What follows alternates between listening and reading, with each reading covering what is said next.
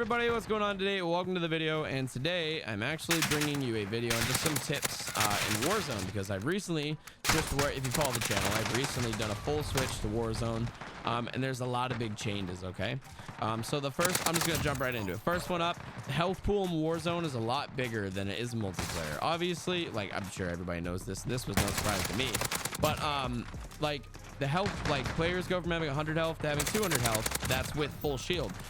So if you actually go into a custom game in Modern Warfare, you can set the player health to be 200 instead of just 100. So you can actually practice shooting bots at 200 health as opposed to 100, which is something. See how many bullets just took to kill a guy? That's how it would, how many it would take in Warzone. So like, this is, it's a good tool to be using the custom games to your advantage, to like get used to it. If you're not, I didn't really have a problem jumping into it when I started, because like, I don't know, I played Warzone before, but I do know that when I first started, I would shoot someone and think they were dead, and then be like, oh wait, they're definitely not fucking dead at all, because the health pool is just so much larger. Second up, if you're not good at tracking, Warzone is not for you. I'm just gonna say it, right?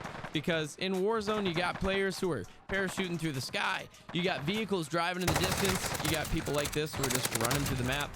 But you got, so like, you'll have like cars. You need to track a car perfectly well. I have some clips on my channel the past few days of Warzone of me tracking vehicles and tracking people out of the sky, and I'm definitely getting a lot better at it.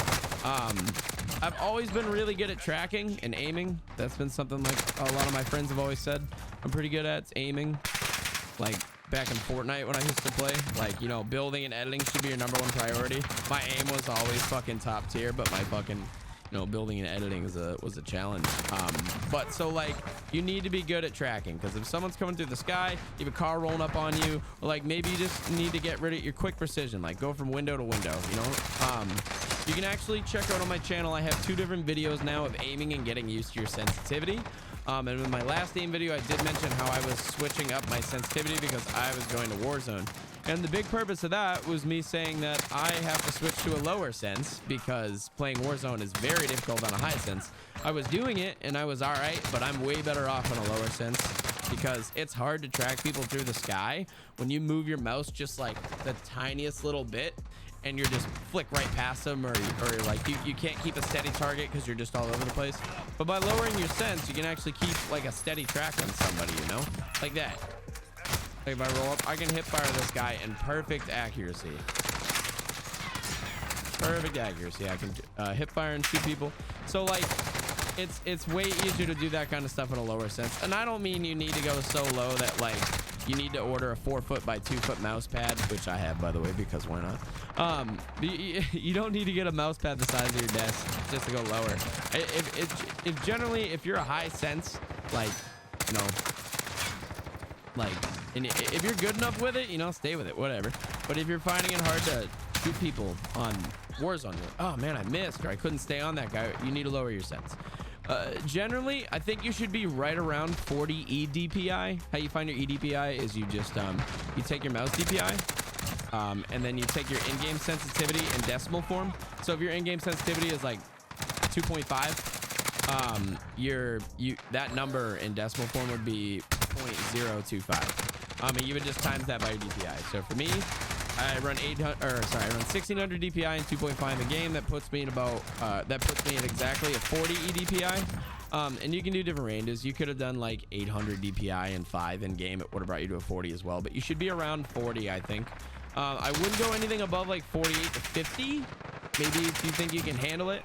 And you can definitely go lower than that. What's his name? Dfalt has like a fucking like a 24 EDPI or something like that. That's really low. But you know, obviously he's really good with it. So I would definitely try a lower sense, help you with your tracking. And on top of that, as far as scenarios go for learning tracking, you should probably use Kovacs or Aim Labs or Aim Beast. Look at tracking scenarios. I know I don't really use Aim Labs or Aim Beast much, but I know in Kovacs you can actually find downloadable you know, custom maps people have made.